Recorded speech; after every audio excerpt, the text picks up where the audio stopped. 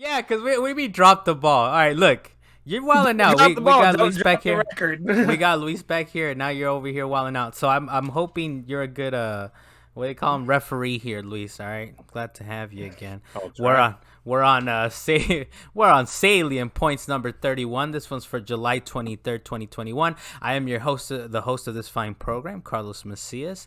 Thank you guys for joining us again for a Salient Points episode. Go ahead and check out wegotcoms.com as well over there on the website. That's the home web page for this here podcast. As per usual, I have Dalen Kirkwood up in the mountains. Thank you for joining me, sir. You're welcome, Carlos. Are you ready? I don't know. I don't know because before we even started, you're already wilding out. At some point I had to say this dude in a very upsetting fashion. I really did. So and the guy to referee us this week, apparently, we'll see how good of a job he does. I think he makes it a little smoky sometimes, if anything. Is Luis Mendez? Thank you for joining us, sir. Yeah, back. Luis Mendez, the mediator. Hey, I like how I think he said that the last time. So every time you're back from the dead, huh? I like it. Yeah, I guess I it. just miss the show and then come back. I like it. I like it, man. You've been busy. You've been working a lot. You know, they got you working over there. Yeah, I'm working for a living, But no, Don't yeah. we Last not? week I hit you up because I had a friend leaving town, and I'm like, that's the last time I'm able to see him. And That's he's all leaving reasonable. Like in I've always said, California, look, like I've always said, I like you guys to help. You guys are kind of helping out, and I hope you guys have fun while we do the show. But we're doing a little dumb podcast on the internet, We're doing a little dumb little thing. And what's dumb this week? Thursday, EA had their. I know you like those transitions, Dalen, or those segues. I'm like, he's never said any of this stuff at any point. Anyway, look. All right, let's go. Hold up, Transition to the okay, next Dalen. thing. Feel Okay, free. hold on. All right, give me a moment here. So Thursday, EA had their EA Play that they had been teasing for the longest time. They weren't at EA at E3, right? So they were like, well, we're gonna do our own little thing. Just hold on. The big thing was that they did tease a new Dead Space that we've talked about before on the podcast or on the website. We've talked about it before, but they finally gave us a new teaser of it.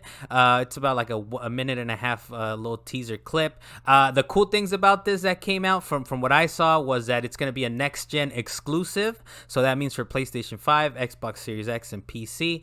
And also they made a big point of this. No microtransactions. One of the cool things that I saw on the trailer was that, the iconic cut off their limbs that they tell you about in the original game. Because it's like, headshots and body shots. It's like cut off their limbs first. That was like the whole cool thing of the original one, right?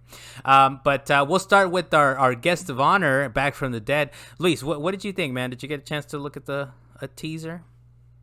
I didn't. Actually, the only reason I said yes to this was because I don't see why they would make it a point to say, like, oh, by the way, no microtransactions. We're EA, but we ain't wilding out on this one. Yeah. Oh, there is actually a specifically good reason for them to say Wait, but that. did they have that on the other Dead Space games? I think in don't 3, remember. right? In 3, right? Three is where they drop the ball hard. Yeah. With Oh, that. I didn't play that one. Yeah, Hey, that one, people were pooping all over visceral games. Like because of the way that literally, they did Dalen? that. Like that's what they were Hey, doing? man, they were pooping. Okay. They were throwing poop. Okay, They were it's a little going nasty. full ape Oh, damn. on them and Oh, just that's throwing poop at Dalen. them. Well, let's keep it friendly around here. That's what I'm cursing. so I Did you notice? That's a selling point then, huh? So if you didn't get a chance to, at least real quick, it's really like a very quick teaser. To me, honestly, well, Dalen, I hope you saw a teaser, but it kind of looked the same to me for the most part. There's kind of a twinkle twinkle little star in the background, and like I said, in the background, there's kind of cut off their limbs. So it wasn't really too much. It was basically Isaac right in the space station just by himself, by just like his lonesome, just kind of how the original started. So, So, Dalen, did you get a chance to see it or no? Yes, I did. Okay, For what the second did you time. think? I didn't hear you, man. I don't know. Yeah, I know. You talk to yourself a lot. That's Go ahead, why. Dalen. Go ahead, okay? So my feelings about it is I was looking at it and obviously I was thinking, yeah, Isaac is back. And then at the same time, I was like, wait, is it Isaac though? They don't tell you who's actually going to be the main character. And I don't know if they're going to be using the same story. I mean, on one hand, That's a you fair want point. to remake the game, but on the other hand, you want it to be fresh. And the game is it actually still stands up pretty freaking well if you play the original 2 games. So it would be hard to just rehash the same game and say this is a remaster or something like that. It's not like remaking Resident Evil 4. And it seems like a little that. soon, right? It also seems a little soon. And part of what you were saying that it holds up pretty well still is kind of the direction they went in, where they said it's like minimal UI, right? It's really like you're just in the game. So that's still, you know, I mean, I'll have to look back at the original again. I haven't looked at it in a while, but you know, I'm sure it hasn't aged perfectly well, but no, it hasn't aged perfectly, but yeah. it's definitely aged better than some games that have come out. My second concern was, as I was looking at this teaser, it gave me like the same feels, and it was reminiscent of Resident Evil 7 when that one first got announced. Leon, and I was thinking. Yeah, well, seven, my man. So when you think of Resident Evil 7, that's actually very fair. I'm thinking 4, man. I'm always thinking 4. But when you think of 7, you immediately think of the fact that they went from third person to first person, and I'm wondering if they're going to try and do that with this Dead Space game, and I'm hoping that they don't. So I'll leave you with this one, then we'll push to Luis. But are you excited that it's next gen, Dalen? Like next gen only? This is one of the few games that they're talking about. We're not messing with the old gen no more. So this has got to be kind of exciting, right? Hey, if it's not multiplayer, I'm perfectly fine with that. Hate, that's a little bit of hate, but that's fine. Luis, what about you? It's a little bit of haze. It's not hate, it's haze. Luis, what about you, man? What do you think? The fact that they're just like, okay, this is next gen only. Yeah, of course. That's how it should be done. That's the way it should go. Well, we have all these games, right, that are keeping with the old generations. I mean, right? We got the Horizons and the God of Wars and the Spider-Mans, like and Phoenix. That's why the water's not gonna look as pretty, you know, all that. But hey, yeah. So I just realized as you guys were talking, because I had a friend that worked at Striking Distance Studios. Exclusive. No, so they actually have the writer and the director working as the writer and the director of their game. So I doubt he's involved in whatever this Dead Space is. Okay. So I wonder what's going to happen with that, if they're gonna, steer away from the vision or something like that. Yeah, I mean, I think from what they've said, they haven't really said much, right? It was a quick teaser, 1.5-minute teaser. You're really just the camera going behind Isaac. We're assuming Isaac, but they really haven't said anything else for the most part. It's a remake. We're gonna expect. I think it's a little soon. I mean, this thing the original came out in 08 or something like that, or maybe 07. I think it was like 06. Was it? Okay, possibly. Yeah, so, I mean, it doesn't seem that long ago. I mean, but we'll see. They'll clean it up. They'll make it a little prettier. I think the fact that they're saying next-gen exclusive, I think also points to the fact of how far out this game is. Because as far as I understand, these PS4 to PS5 games, like, we're going to see them well into 2022, man. So this is... You're right. I'm assuming... Yeah, I'm assuming this game is not till, like, 2023 at least, So we still have a ways to go. Other than that, on EA Play Live, they also did mention a Battlefield Portal. They announced that, and they called it a quote-unquote love letter to the fans, and that's included day one with Battlefield 2042, and it's supposed to be a new, quote, community-driven platform, unquote, that lets players mash up maps, weapons, soldiers, and gadgets from Battlefield 1942, Bad Company 2, Battlefield 3, and the new 2042. In the trailer, they say, your Battlefield, your rules. It looks really pretty. It looks kind of incredible, and I'm thinking, give me a campaign. I know they said there's no campaign, but why does this look so incredible? Give me a cool campaign to go along with it. We didn't get that, and of course, not to expect it, right? They already said they're not doing that. But Luis, did you get a chance to check this one out, man, or how are you feeling? So I will preface my response with this: the only reason I said yes on this one is because every time you put Battlefield on the rundown, we both say no. And you're like, I guess you guys don't care about Battlefield. I love Battlefield. Yeah, we revealed you revealed that you do actually care about Battlefield. Yeah, I love Battlefield, but this actually does not interest me at all. Like I didn't see a trailer, so maybe that's why. Just reading it. Honestly, what it reminded me was like the Halo 3, because Halo did it with the game director or whatever it was, where it's like you can mash up everything. So I like that. I like the smoke that you're throwing my way, because honestly, it's like, okay, so you have options now to throw all this crap together, and this is what you guys are. One map. And this Little Big Planet, this Battlefield. I mean, it looks cool, it looks awesome, but like I said, it looks like a bunch of clips. And I've played these games. You definitely are. That's not what it looks like how amazing that trailer looked. But the point of it was you can mash up everything, but it's like, where's my campaign, man? Get out of here. The other thing is a little game called Lost in Random. I haven't really been following this one too much, but it's an indie game. It finally gets a release date September 10th. To me, based on the trailer, it gives me a lot of Tim Burton vibes to it. It looks like a third-person action adventure with puzzles and dice battles, so there's some dice rolling involved in this. Dalen, have you been following this game? I have not been following it. I didn't know about it until today, and I was all gung ho for it. But there's one aspect of it that I'm like, man, I don't even know if I want to touch it now. Is as I was watching the trailer, you could definitely tell it's very card based. Oh yeah, that's the bullshit part that I was looking at too, man. I was like, "What? That was terrible. Why?" Yeah, those little shelves in the corner. Yeah. I remember what was it? It was like Kingdom Hearts Chain of Memories. 352 over 28 or something. That's fine by a half. No, it was Chain of Memories. It was the one that I actually went all the way through. I know what you're talking about. Yeah, but 365 over 2 days was actually a game. Yeah. But it was actually Dalen doesn't a game want that you fucking up the lore of the titles. But I got you, Dalen. I got you. But for that one, you actually get to run around and you don't have to use cards or whatnot, even though not having a joystick and being able to turn the camera was some BS. The one for the DS or the Game Boy Advance, whichever system that came out on, I can't remember specifically. But for that particular one, I definitely remember beating that game with all those stupid cards that I kept shuffling through the decks. And I don't want to ever have to do that again. I tried to play Metal Gear Acid. They did the stupid card-based thing. I couldn't do that either. That's right. Yeah, so all these games that, like, it looks cool. It has a nice little indie vibe to it. Nice little art style. Let's throw some fucking cards into it. I'm like, why? Why do this? The whole idea. Why do? Yeah, I mean, because this game, game, Paranorman look of it, and I was it Box Trolls. I love those movies in their stop motion animation. Those were awesome movies, and I love to see those in a video game.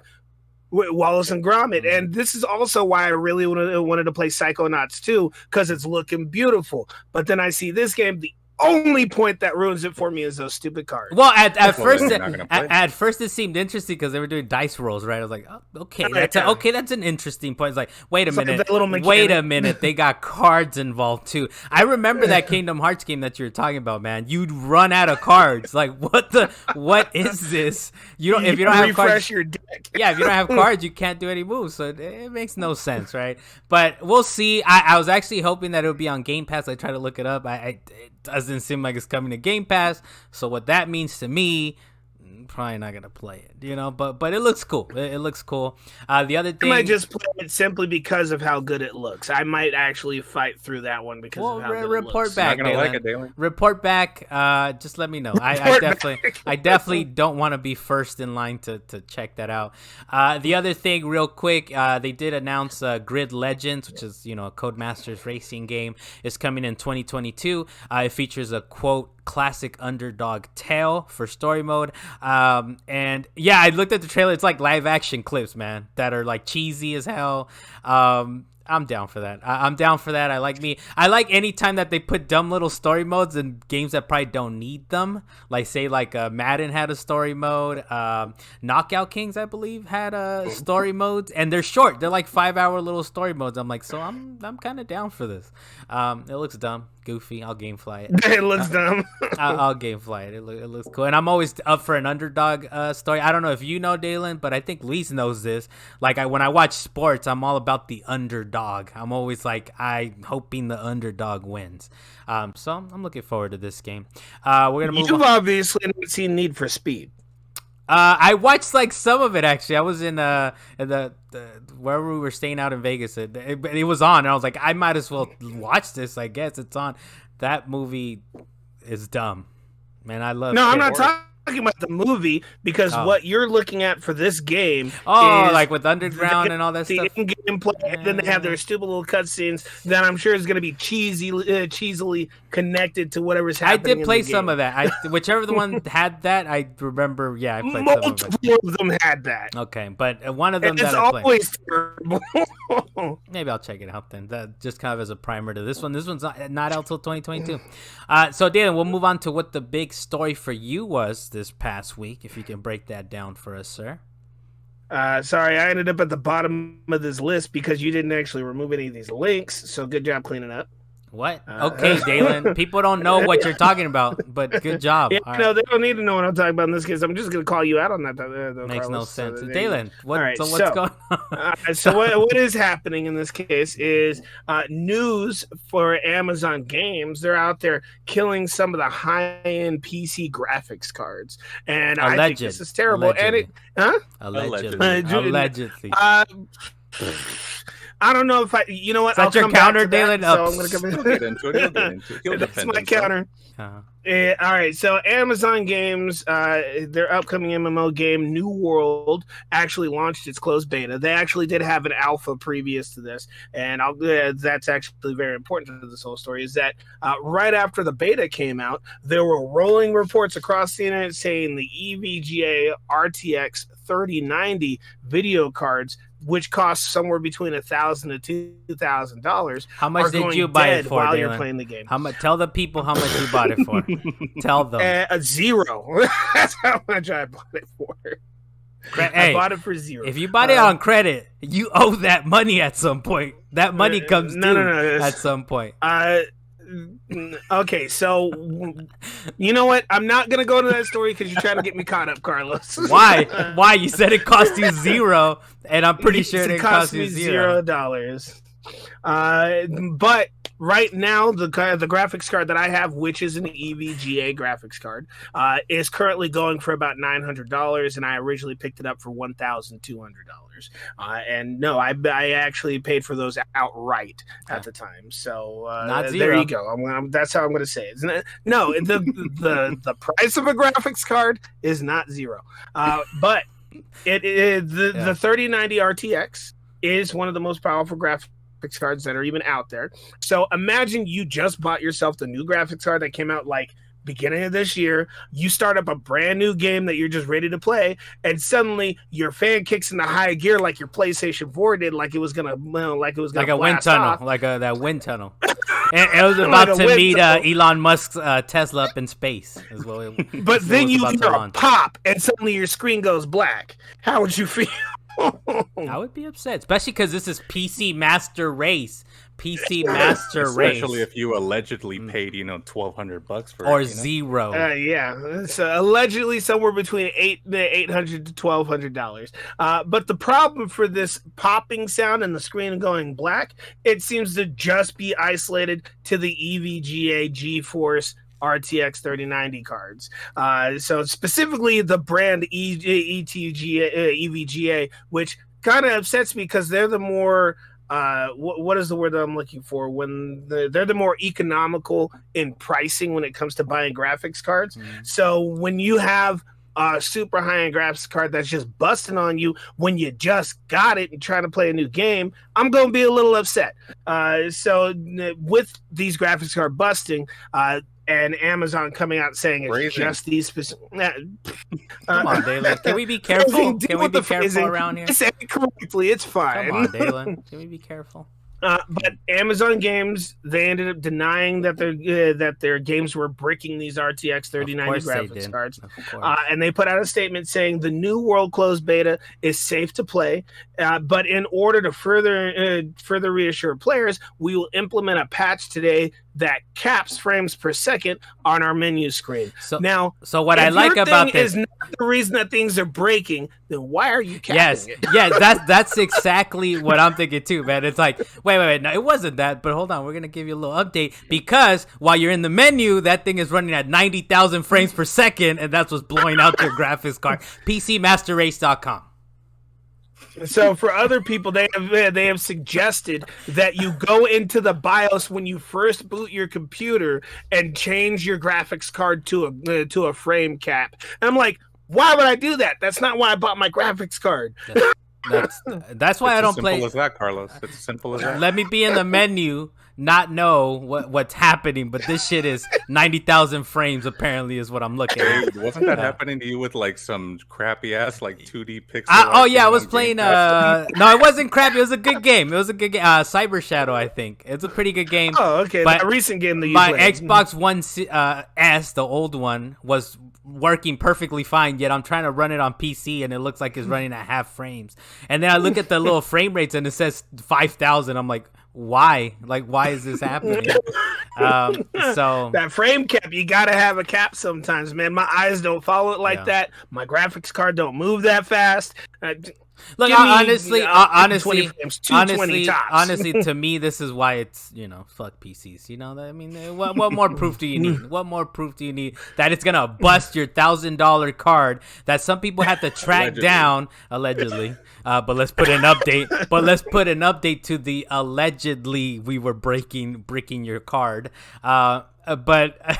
It's kind of it's kind of like it's one of those things that you would think they would have checks in place, right, to like sort of cap it or whatever. All right, since people want to know, I'm gonna throw it out there. Is that I originally bought my graphics card online through Amazon, and I did not get my graphics card, so I went back to the shop and told them that I didn't get it, and I found another one for a better price. So I was good. So they gave me back my money, and I was in the middle of purchasing the other one. And then a couple days later, I got the graphics card, so I canceled the order.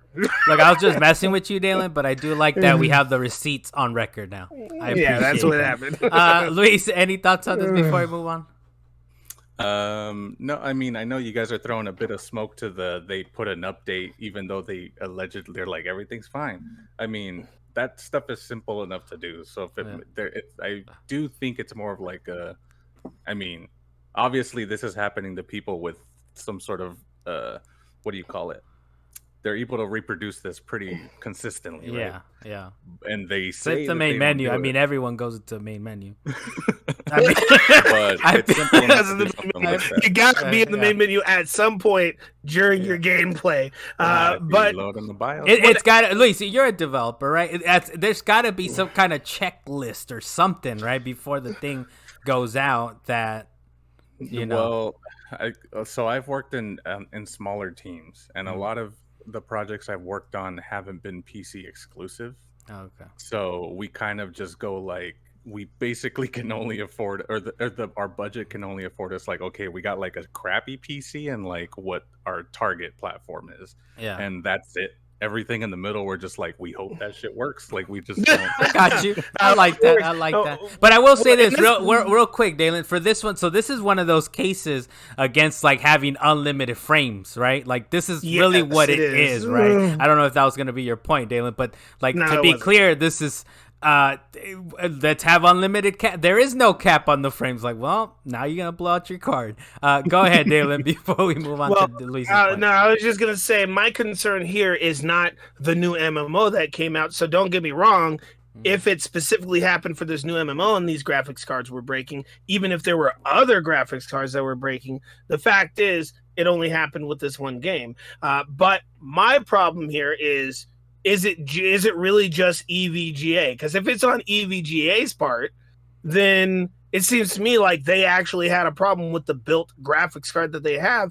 This means on future games, the fan could kick up and just break out of nowhere. It might just be a faulty design. Yeah, I don't know if it's the card, man. I think it's honestly, well, maybe you can correct me on this, Lisa, if I'm wrong, but I feel like Amazon missed it. Like they were like, well, I mean, that's what it was. Like that really, I don't know if you guys think I'm joking, but that's honestly what it was. They were on the main menus running on 9,000 frames or whatever it is. That's what's blowing up the card. Just the main menu. You didn't even get into the game. You were sitting in the lobby waiting for your turn, and suddenly, bloop, black screen. Like, hold on, what happened? Oh, I smell a little smoke. There goes my card. Okay, Luis, if you want to correct me on that, or if you want to go on to your story of the week, man. Yeah, I don't know. It could be either or. I would be concerned, like what Dalen was saying, like maybe it is a faulty design, and this was just the first game that made it happen. So I guess we'll just have to wait. Have to wait and see. That's unfortunate. It's like you hear that fan break, and then suddenly, what's that mysterious ticking noise? It's a time bomb. This computer is broken now. Luis, what's your big story of the week? So my big story of the week is Neil Blomkamp. I hope I'm saying that correctly. Who directed District 9 and Elysium has joined Gunzilla Games. So this is actually a new studio that formed last year. I couldn't find an exact date, but he's joined, and his title is Chief Visionary Officer, whatever that means. I guess He just made some stuff up. I guess that's like art director, creative director, something like that, maybe. So this will actually be Gunzilla's first game, and it's going to be a multiplayer shooter. I tried to find out whether or not it would actually have a campaign or not. I couldn't find any info on that. So I don't really know what he's joining on there for. Is it just like artistic direction or story? I have no idea. I would think it's the story, right? Just to kind of get his like Yeah, Guillermo but I del Toro, right? Like Guillermo del Toro was signed on to work with Hideo Kojima, and Yeah, but that was a story game. As far as I can see, this okay. is a multiplayer only. That's why I'm like, that's a fair point. That's a fair point. Okay.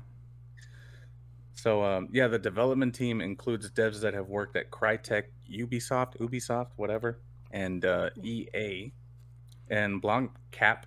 Damn, I almost Blomkamp. butchered that shit again. Yeah, Blomkamp you definitely did. said in an interview with IGN, in quotes, games will become what films were in the 20th century. They'll just be the thing that is the dominant form of cultural entertainment, and I want to be part of that. Mixing my history and visual effects and interest in 3D graphics means I want to have a home base in creation of games for a really long time. So if the game is a success and everything works out, hopefully I'm staying at Gunzilla for a long time. So I guess my question to you guys, and I guess I'll start with Carlos, is did you actually watch any of these films? Did you like them? Do you think this could be a good or a bad thing? Yeah, I'm not necessarily the biggest fan, but I did like his style in the movies. District 9 was pretty good. Elysium I liked too. And even Chappie was okay, even though, they didn't get the highest reviews or whatever. So, I'm down to see what he has to say. I mean, if it's really just going to be a dedicated multiplayer shooter, the interest level goes way down. But I mean, I at least they'll have them for the trailer, for the Battlefield 2042 style amazing multiplayer trailer. So, I mean, we'll see once we get a little bit more info on it, right? But other than that, I like the style. I like the style of the movies. I like what he did with those. So I'd be down to play something like that. What about you, Dalen? Well, I feel first off that Carlos, you just stabbed Mr. Blomkamp in the foot. Why in his foot though? Like that seems like so hard to reach. I feel like you stabbed him in the foot just talking about it's just a multiplayer shooter. Talking about your interest goes way down immediately. Like that's not against him. Right? That's against something that's a dedicated multiplayer shooter. That's all I'm saying. Okay, that's all I'm saying. But aside from that, somewhere along the lines, this gave me a feel of the Apple Plus TV show Mythic Quest. I don't know if you actually watched that show. Mm-hmm. It made me feel like that for a second. But knowing how the direction of District 9 and Elysium went, and I unfortunately missed out on Chappie, though I wanted to watch it. Now that you've reminded me, I need to go back and watch it. A lot of people said you probably don't need to watch it. You probably don't need to watch it. I probably didn't miss out on much, but I'd still like to see the direction that he went, because District 9 had a very nuanced feel to it, the way that he built that. Elysium felt like a run-of-the-mill type thing to me, unfortunately, but it was an okay movie to watch. And I still wanted to see Chappie, so it didn't matter. But he's good at giving film direction a point of interest that makes everybody look at the trailer and say, this might be something I want to watch. I don't know if I'm going to like it, but let me watch it anyway. So even if the game isn't that great, he could still get people super interested. People will pick it up like they did 2077, and even if they think it's trash, he'll still get his money off. What about you, Luis? So I think it's going to be successful by itself. What about you, Luis? You're hyped, or you guys see a little bit more on that? On what he's doing? I'm definitely interested, and even if it's a multiplayer only, that actually kind of piques my interest a little bit more. Because I'm just like, what the fuck does this even mean? Like, what's the vision? Why are you doing this?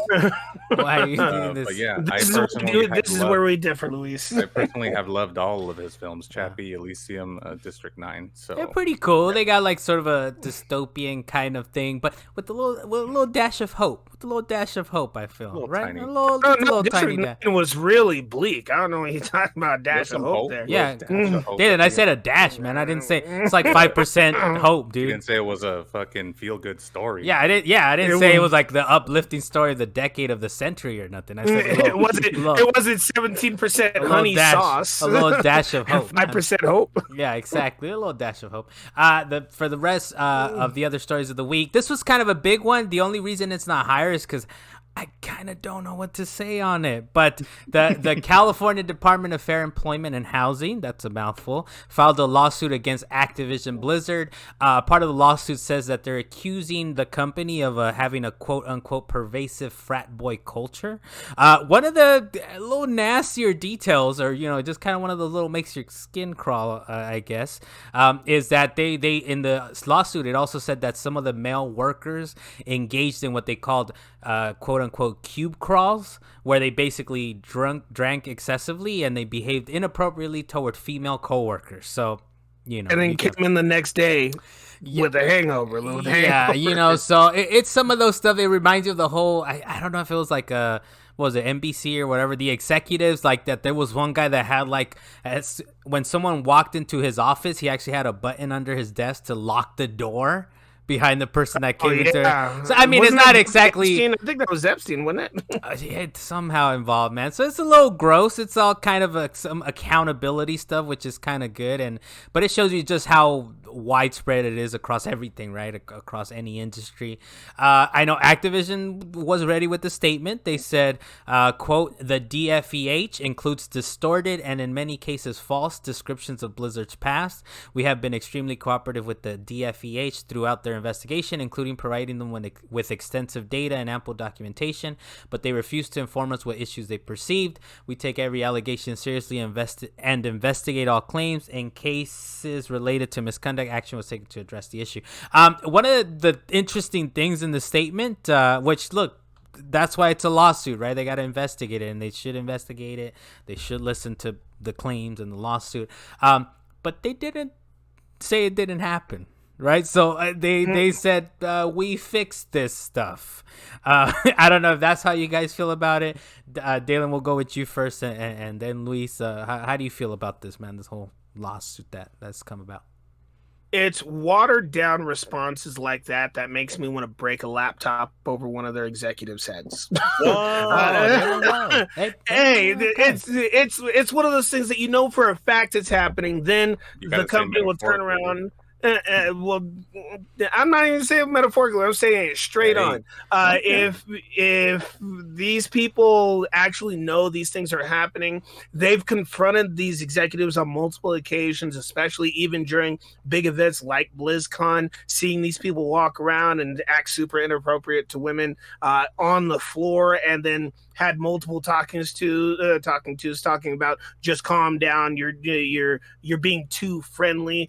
There's a difference between too friendly and just being an outright asshole. Okay, I'm gonna excuse my French. Well, like the example they used was very dude, you guys are pushing it. All right, this is not. No, they're not pushing it. They're beyond the bounds, and they did not do the appropriate action to these people. Some of these people should have outright been fired a long time ago, and then they turn around and say, "All right, we've created these anti-harassment classes and make people go through training and stuff like that." But just because you added a training class doesn't mean that the culture changed. Now some of these, it looks like something's on the surface. Now some of these are just these are kind of the gross examples, but I mean the reason it's in the purview of the California Department of Fair Employment is also part of it is the fact that they notice that women within the company, they're not promoted, they don't get paid fairly, or at least at equal value to their male counterparts. But there's a lot involved in this lawsuit. We'll see kind of what comes out of it. In that respect, I know I'm cutting you off in this case, and I'm making it longer. I realize that, but one of the biggest portions of the story that actually did really upset me, and part of the reason why I wanted to crack a laptop over somebody's head, is because there was that instance where multiple women came forward talking about how they couldn't get promoted because men were stating that they would go and get pregnant and then be accustomed to having a baby in their life and then not doing the type of work that they should be doing. So they wouldn't promote them based on the fact that they could potentially, which is kind of like how widespread it is, right? Because you can see it not just being a part of a video game company, but across the board, right? Across all other companies. Before we move on, Luis, any final thoughts or any? What are your thoughts on this?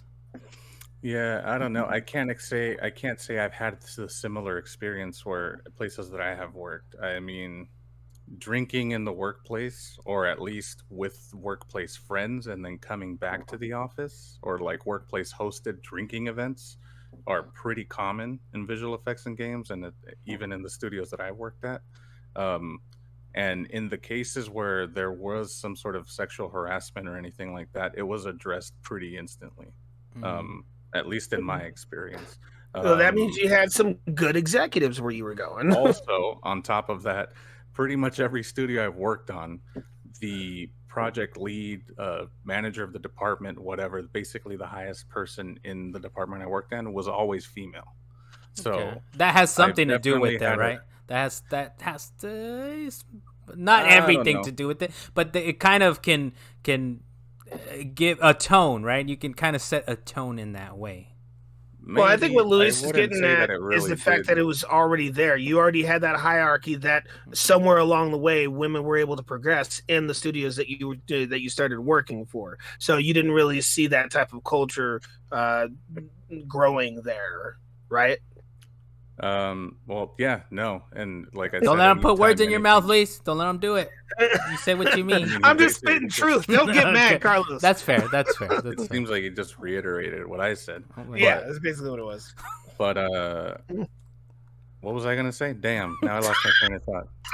You're saying that where you've worked is kind of led by women, or maybe there's some truth to what you were saying. If the lead or the department lead is a female, maybe it creates some sort of culture or work environment before anything sort of happens. I don't really feel like that had any sort of impact on how anyone behaved. In large part, pretty much every team I've worked on, it was like 95% male anyway. So that there definitely is some sort of weird thing where like they don't know, maybe they don't know how to, maybe sometimes they don't know how to behave when there's more female coworkers or something. if in general it's been, not to say that everything is 95%, but if it's a high, because you can believe it, that a high proportion of people in the video game or tech industry or whatever are male, now that Activision Blizzard is a big enough company to where it's like, okay, let's include more women in the workplace, and these guys don't know how to act. Now all of a sudden they're children again. That's not to excuse their behavior, by the way. I'm just that all of a sudden they don't know what's going on. They're very confused. I think maybe just a lot of it would have to do with, if I were to see maybe one contrasting point between teams I've worked on and companies where this seems to be an issue still, it would be that companies that I've worked at and teams that I've been a part of are all relatively new, right? Blizzard and all these other companies have been established for years at this point. So maybe it is some sort of like, it's going to take a while. Which is over time, you'll start to see it happen upwards. Well, and this is one of those things where it'll kind of push it, right? It'll push them to, okay, well, you guys got to do something about it. I'm sure we'll have. Say, once you think your job is secure, you start getting stupid about it. Possibly, I don't know, man. I think. Yeah, I don't know. Even if it's not secure, people act dumb. So I'm sure we'll have more to say on that. And like I said, sometimes it's kind of like, how I feel is like, I don't know if I can speak too much on it, but we could just speak our points of view, right? It doesn't mean we're 100% correct, but this is just our point of view on it. I'm sure we'll talk about it in the future. Hopefully not, right? But as people are held accountable, as these things come to light, I'm sure we'll talk about it at some point in the future. The other kind of big story, well, I don't know how big it is, right? Maybe you'll tell me, Luis. But there's veteran Borderlands 3 developers. Some have left Gearbox to work on a new project together. According to Randy Pitchford, who is the founder of Gearbox, he told Axios that the split was amicable. In total, it was 7 senior developers that left. Their departure, quote, will cause minimal disruption in our current plans, unquote, Pitchford said. Tiny Tina's Wonderland, I know you were hoping to find out about that game, Dalen. He says, quote, is on track. Fresh blood will now be leading the project that the senior devs left behind. I think it's interesting. I mean, usually there's not many comments as far as I understand when people leave. But I do like Pitchford kind of came out as like, hey, well, everything's good. The pipeline is fine. All these games are coming out. But what do you think, Luis? Is there more to it, or no? Or do you believe him that it was amicable and it's like? Why'd you have to throw me into the mix though? Well, that's fine. Because you've been waiting for Tiny. I just said it. I mean, it was self-explanatory. But Luis, so what do you think, man? Is it kind of like him going like, hey, everything's fine, or do you think it was like? More. I mean, I don't doubt that the departure was amicable. It was probably something that they had seen coming. But going back to like the previous story, in my experience, whenever that happens, and it's usually a domino effect. You have like the art director leaves, and then the creative director leaves, and then the lead producer goes, and then all of a sudden, which were these guys? Which were the guys, the people you just mentioned? I think those were lead creative, and I didn't put them down on here, but yeah. So in my experience, when that happens, that's usually followed a few months to weeks by a layoff of a bunch of people. Okay. So I'm hoping that doesn't happen to them. I mean, they seem to be in good spirits. It will cause minimal disruption to their current plans. So I mean, we'll see.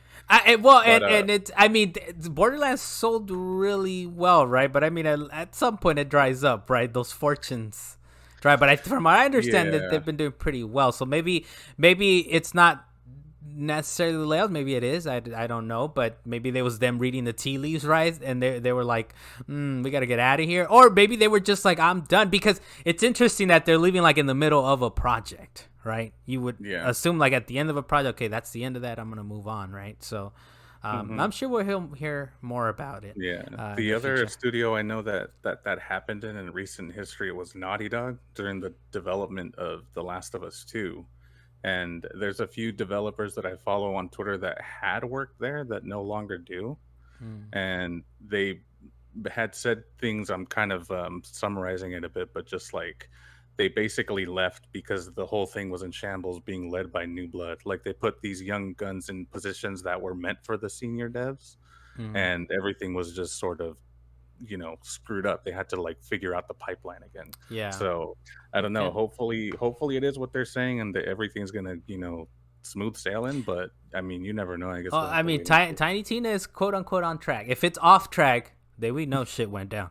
The next I'm just waiting for that postponement of Tiny Tina. So yeah, I mean, because he's saying everything's good, right? If it's delayed, then it's like things weren't so peachy over there.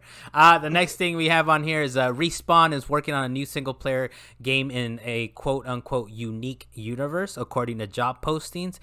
This is a quote from one of the job postings that IGN put up. It says, quote, "This new single player title is a designer's dream playground with the freedom to innovate, made possible by the unique universe it inhabits."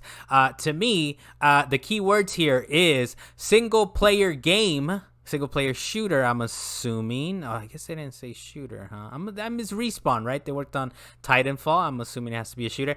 But yes, to me, it's a shooter. My body is ready. Just give me more. The Titanfall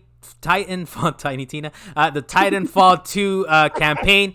I wasn't as enamored with it as the whole internet was. It was like, this is mind blowing. It had one really, really good level in Titanfall 2. But other than that, it was a pretty good game, so I'm excited on what Respawn works on next. Dalen, we'll go to you first, man. What do you think about this? Well, with this whole new job posting situation, it reminds me when Square Enix decided to put up their new job posting, trying to hire an entirely new team when trying to rebuild Final Fantasy VII. So for me, it seems like they might be trying to really rework a new IP. Because obviously with their Titanfall, they did a pretty good job with that specifically, even if there's aspects of it that you may not like. Like Titanfall 1 was just multiplayer online. Yeah, it didn't have a Titanfall 2 campaign had at its all. campaign. Yeah, the Titanfall 2, they were like, all right, let's throw a campaign and try and make it better, even though it only had a couple of really good levels in the campaign. That's fine and dandy too, but they still did a good enough job to where they could say, all right, let's move on and make a new game. We might be able to do something fresh instead of trying to stagnate on Titanfall, because I don't want to see a Titanfall. Well, they kind of gave up on Titanfall, and I think I saw something on the internet that they were saying like 2 people are working on Titanfall 2 or something like that. So it's pretty ridiculous over there. They need to work on their next one. I'm just happy that it's a single player game, none of this multiplayer only nonsense. Luis, what do you think on this? Yeah, so the wording on that job posting to me seems like they actually still have no idea what it is. I mean, that's fair. A unique universe, no idea. That can be anything. The wording is this title is a designer's dream playground, meaning we can do whatever we want. Meaning they haven't done tell anything us. yet. You tell us what we could exactly. do. You tell it's us. Like we'll bring you, and then you tell us what the game is going to be. It's like, Cars in space. That's what it is. Okay, that's right. Dude, you never. They should have said it's a car combat game, single player for Carlos. They should have said that. It's probably Rocket League in space. It could be a lost in random. You know, it could be a lost in random with dice rolls, and it'll be fine. Yeah. So that's about it. That's your thoughts on that, then, Lisa, or anything else on that? I mean, I have high hopes for that if they're really basically saying play has no limits, right? Like PlayStation used to be able to say. It used to be able to say, but then they triggering compensation for all these crossplay games. There are limits. There are definite limits. There are definite and limits. It has a dollar figure to it. That's yes, has a dollar figure tied to it. So the next one on here is this one's very exciting. I know Dalen was excited about this, but there's apparently a new PlayStation 5 digital edition model revision that drops the weight of the system by 300 grams. I do like how GameSpot put it. They gave us the example that's roughly 6 Pop-Tarts of weight that it went down. Dalen, what are your thoughts on this? Yeah, I was like, maybe half a pound. But my problem there is that I don't care about the weight of the console at this particular point. Though, that's great because it felt super heavy when I first got it. Oh, it still does. Try to pick it up again. Try. What I'm really concerned about is, okay, you're over here trying to drop the weight of the PlayStation when you should be activating that SSD internal storage. What are you guys doing? They said summer. And they gave you the external drive. Then what more do you want? They gave you the external. It's not the same thing. Yeah. It is not the same thing. It's I will say this is pretty dumb, dude. I mean, 300 grams. I do like that someone was like, it's a little lighter. It's about 6 Pop-Tarts lighter. Uncooked. 6 Pop-Tarts. If it was cooked, it would be a little. It would be less. So that's what's going on. Look, all these systems throughout their lifetime, whether they announce it as a new edition or not, they go through little changes here and there, right? But I think it's just to say, as far as this is concerned, that I mean. What are you guys doing over here? Fix it. Give us something like you were saying, Dalen, like the SSD, or make that thing a little nicer looking, right? Next one, we'll just get colors. Give me a black one. This next one just has me a little bit of interest. I was thinking Lise would be interested, but I guess not. Rockstar is apparently locking some GTA Online car upgrades to next gen consoles, which includes speed improvements. The new update just went up. Los Santos tuners. It gives you new races, rewards, and cars. But it's a little funny to see that they're saying like some of these new improvements will only be to next gen, which I guess that's cool. I mean, we're still playing this game 20 years later. They might as well lock some stuff up in next gen. Is this like a thing, Luis, or no? I mean, because sometimes like stuff is cosmetic and that's fine, right? But this seems like it kind of matters that you get like some speed improvements in your cars and stuff. You're a GTA head, right? Is it cool? I think that's fine. I mean, I don't think they're gonna have cross-platform anyway. They did it from PS3 to PS4, so it shouldn't be like a game balancing issue. You know, it sounds to me like they're trying to just force gamers to move to the next console. Nah, because it's free, dude. It's a free update. It's a free update, but you still don't get it if you don't have a next gen console. If it's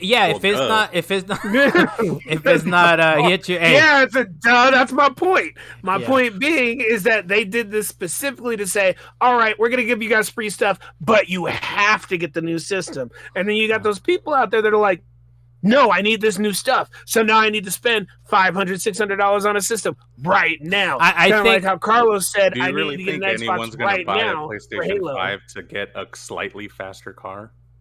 Not especially new updates, new races, new cars, new rewards. This is live right now on PS4. Yeah, it's already live. They're talking about later this year there will be some exclusive. They're just saying content. This exclusive will be a speed improvement for vehicles, like tuning. Just that. No. Yeah. See, I honestly. Honestly, I think that's the most salient point here, Luis, is the fact that if they're not crossplay, then it's moot. Is it moot or mute? It's moot. It's moot. M-O-O-T. Thank you very much. Then it's moot. So yeah, I mean, if it's not crossplay, then who cares, right? If it's the next gen only, then that's who gets it. Whatever. Yeah, so we'll see. I mean, if it's not even anything important. If it was something important, that would be different. But good to go faster during a race. I feel like that kind of matters.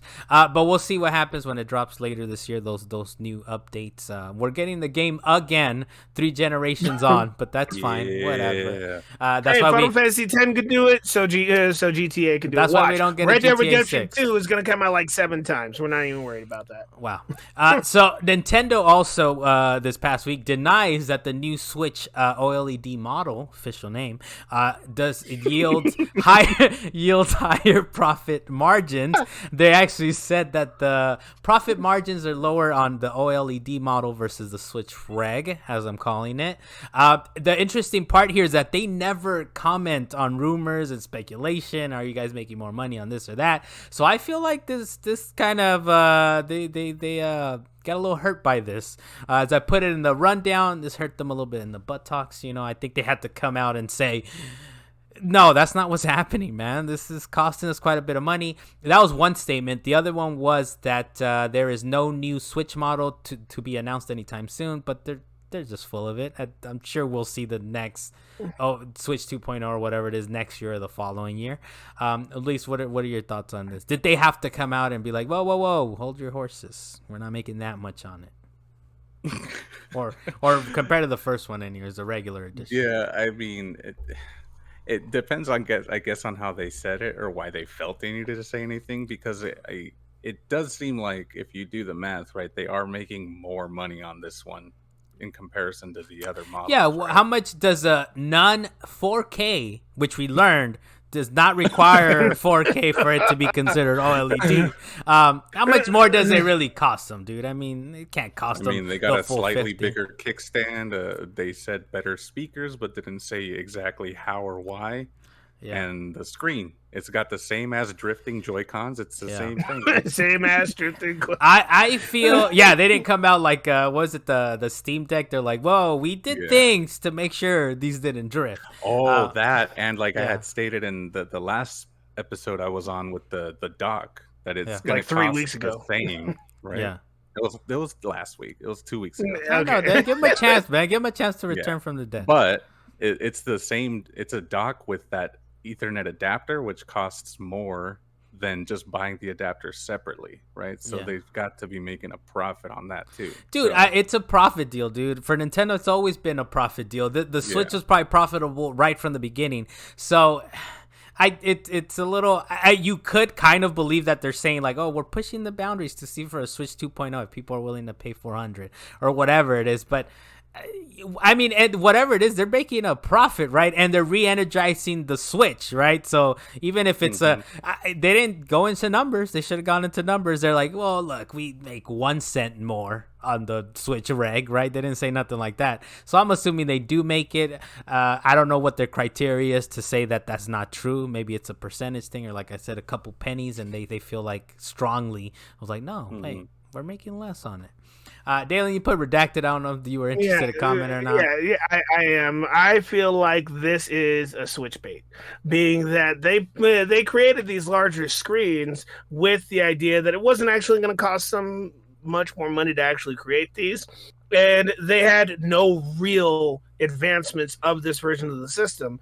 And for those that are uninformed about the Switch OLED, people are just going to look at the Switch OLED and say, "Ooh, a new Switch. Let me get the new Switch." And it's just going to net them a whole lot of money for the people that don't watch shows like this. Yeah, like Salient Points. Watch our shows. Watch our shows. WeGotComs.com. There's also Reasonably Hyped every so often.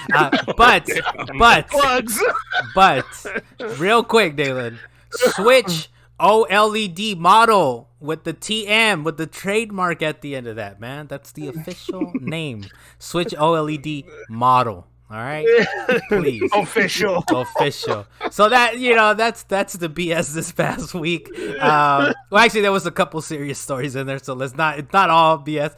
But we're gonna move on to what you've been playing. At least I got you on. You didn't nothing of note, I guess, this past week. I didn't type it, and nothing really to get into. But I've been playing the Rocksmith Plus beta. I got access to the beta. Oh, nice. So I was jamming along to Juan Gabriel on there for some reason. I'm trying to learn that. And the beta. Do you have? You're still not married? You over here playing the guitar? You ain't got a girlfriend? What's up? What's happening, David? Leave him alone. I'm working on it. Hey, I'm not saying leave him alone. I'm saying, ladies, he's single. See, watch our show. WeGotComs.com. WeGotComs.com and Reasonably Hyped every other day. It happens sometimes. So Rocksmith Plus the beta. Do you normally have to buy tracks in those games or anything? Do you have to do it for the beta? So the base game comes with X amounts of tracks similar to like Rocksmith or Rock Band and Guitar Hero. But yeah, then they do have the DLC. I guess the difference with this Rocksmith Plus is that it's going to be subscription based, and you won't actually have to purchase tracks. It'll just be like all included, right? Yeah. So it'll constantly be getting updated, and you'll get. How do you feel about the subscription? Would you rather do a subscription? Or you rather I own these tracks? I was hoping that the subscription would be cheaper than what it is, but I'm still going to subscribe. How much is the subscription? I was hoping for 10 a month. I think it was like 15 or 20, but they have like the yearly plan, right? Yeah. Which is less than. Now you play it enough, right, to even consider like, if you play it enough, then $15 is nothing. And I also think because I was in the beta, I get 3 months free if I get the yearly plan anyway, or something like that. So now because you played the beta, does that mean you get an exclusive Fall Guys skin because you made it into the beta? What? The crash test dummy? Yeah. Did you get a Rocksmith Plus crash test dummy because you were in the beta for this? I suppose my exclusives would be so they kind of have a similar system to what all the games are doing now, the season pass. So I guess all those things I unlocked during the beta, I'm just gonna have that maybe nobody else will. I guess that's my thing. To give you a little bit of background, Dan, I don't know if you know the story, man, but it's one of our friends. I'm gonna say, hold on, no, I'm gonna say this. Can I not tell my story? Call out to I'm gonna say shout out to Pruthby. No shot. Well, that's the story, right? One of our friends, Prue, at one time when we were playing Fall Guys. He wanted the crash test dummy that he saw people running around with, and he looked it up. He looked it up online. We could hear him clicking. He's using his phone, but we could hear the clicking. And we could use our imaginations here. And he looked it up. He's like, "How do I get the crash test dummy?" And he's reading it, right? He's like, "In order to get the crash test dummy, you must have participated in the beta." And then he goes, "Fuck!" Knowing that he missed his opportunity. Missed his opportunity to get that crash test dummy. So I hope you get your Rocksmith Plus dummy and Fall Guys because you made it into the beta. Me too. All right. Me too. Dalen, what have you been playing? You got me tearing up over here. So I thanks to you, Carlos, I've had a chance to really get into Ratchet and Clank: A Rift Apart. So at some point I'm gonna give my full detailed description of how I felt about the game. For right now, I'm gonna hold on to those thoughts. A review, but if you want me to do a review, I can do a review. But I think review. Dion did a review already, didn't he? No, he doesn't. Dale. Oh, okay. Dale, you guys said Dale. Sorry. Dale. I didn't let him butcher your name enough. All right. He'll be on at some point, I'm sure. We'll have him on. Yeah. But go ahead. Maybe I'll do a review in the very near future because I actually do want to do a review for this game. I'm excited. But on top of that, I've been trying to actually work out my my PC. So I decided to try the game Trackmania because I knew about the new DLC that they were going to drop on this game. However, I was very upset at this game because one, their little online races are really awkward. It's like everybody's driving at the same time, but nobody's really there because you're all ghosts racing against each other's time. And I'm like, okay, so I have nobody to crash into. The detail on these levels are so limited that it looks like pole position from freaking NES. This game's not from like 97 or something, Dalen? The track No, it is not from 97. This game came out like a couple of years ago. You didn't even need a graphics card in 97, Dalen. Didn't even exist. But I'm talking about a couple of years ago that this game came out, and then they did an update very recently saying we're going to give you guys a bunch of new maps, but you have to pay for the season content to even play those tracks. Okay. So it's very frustrating that this game, Trackmania, is unfortunately built behind a paywall. So I hope it is straight up microtransactions. And you can still play with other friends if you don't pay for the game, but you get like very few tracks. Now I hope that they frame or they cap the frames in the main menu, Dan, so it doesn't blow out your graphics card. I hope they at least it looks do that. like there's plenty of frames. Dan, you know what? Real quick before I'll tell you guys what I've been playing. But Rift Apart, man, quick impressions of it so far from what you play. Quick impressions of the game is it is very beautiful, and it's actually fun to switch between the two Lombax characters that you actually get to play as. Because when I originally saw it, or at least I saw the trailers for it, I thought they were just going to have Ratchet as like a background running through his own story type of thing while you're playing with the new Lombax the whole time. But it's actually a switching back and forth, so you get to play with both of them. And I actually what is your graphics card? Are you doing graphics, fidelity, performance, RT? You know, all the little nonsense things. I left it at default, whatever it is. I think that's fidelity. Yeah, I think you're doing fidelity. 30 frames, man. We you know how we feel about the frames around here. At least, actually, you know what? I think the controller though. I think the default. You might want to check them, but I think the default it might be like the fidelity RT or whatever. So you still get the 60 frames, but I don't know. You gotta check. I'll check, but I did notice that they really use the what is it called for the controller? The haptic controls. What's it called? Yeah, that's pretty cool. They were using the DualSense haptic controller. They were really utilizing that in this particular game. Though, actually, one thing. One thing I will say is frustrating about the game is its difficulty level. Don't get me wrong, I know that the devs decided to go the new route of not caring what difficulty is what and trying to make it fun for everybody, but I could understand why Dio was saying it was more of a kid's game than anything.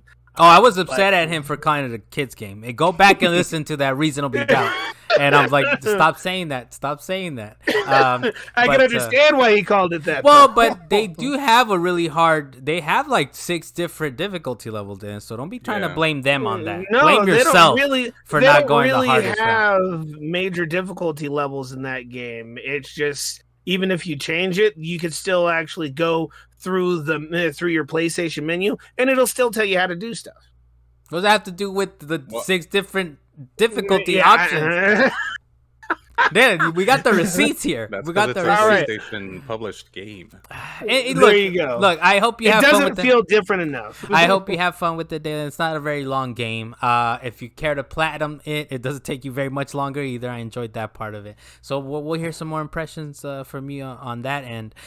For me, I played more Red Dead Redemption 2, and from what I understand, thank you for the spoilers, Luis, is that I'm like 20 minutes away from the end, so thank you very much for that. Not what I said. But okay, hopefully. All right, you're putting words in my mouth. Okay, no need to say any further because I feel whatever you say next is gonna be a spoiler. But I will say about Red Dead Redemption 2, Red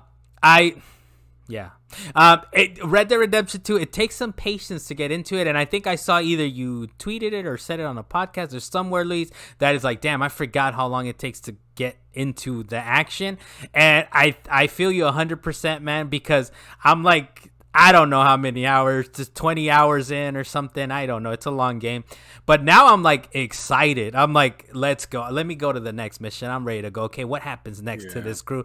And I got to this current part, no spoilers, because I think it's really cool. No one promoted it. I don't remember anyone really speaking about it, but you get to a section late into the game where you're like, what, where am I? This is completely different. And it's completely different. You can tell kind of like the scope of it, how limited it is in this new area, because at some point there's beautiful water. I can't go in there because the game's like, no. It's just supposed to be pretty. Keep walking in a straight line. But I still appreciated it.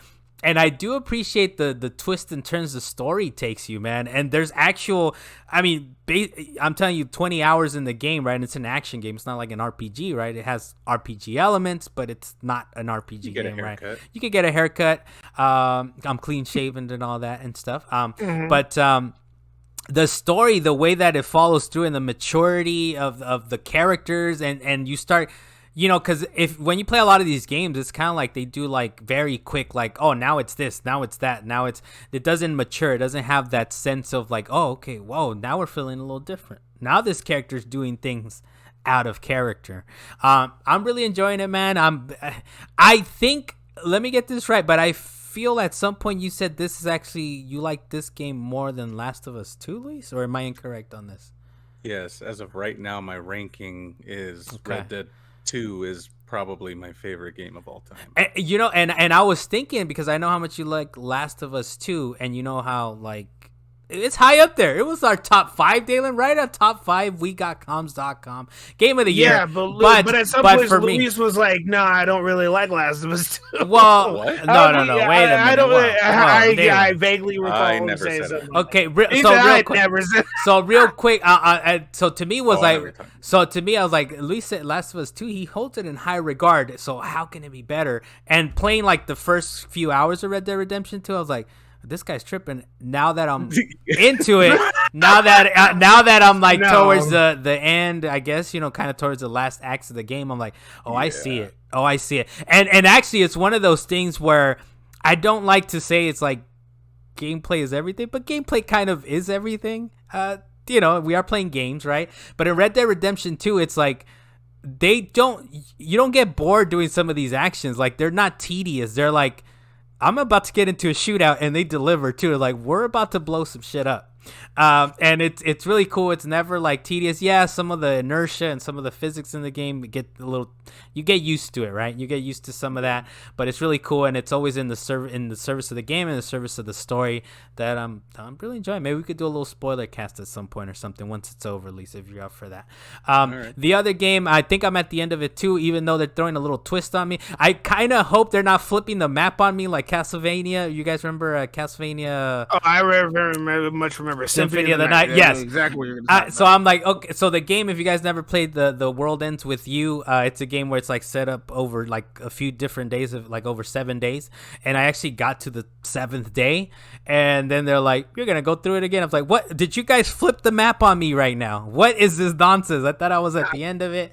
You gotta run back through all the maps the same direction. They did that with freaking was it Devil May Cry 4, and that was kind of upsetting. Oh, they did they do that on that? I don't remember. Yeah, you go all the way to the end of the game with Nero and Devil May Cry 4, and then when you get there, they make you turn into Dante, and then you got to go back the other way. Oh, okay. Dante. Yeah, I remember. Look, all I remember about Devil May Cry 4 is the fact that they needed to do DMC next by Team Ninja, because that was enough. I had seen enough. All right, I had seen enough of what that series was turning into.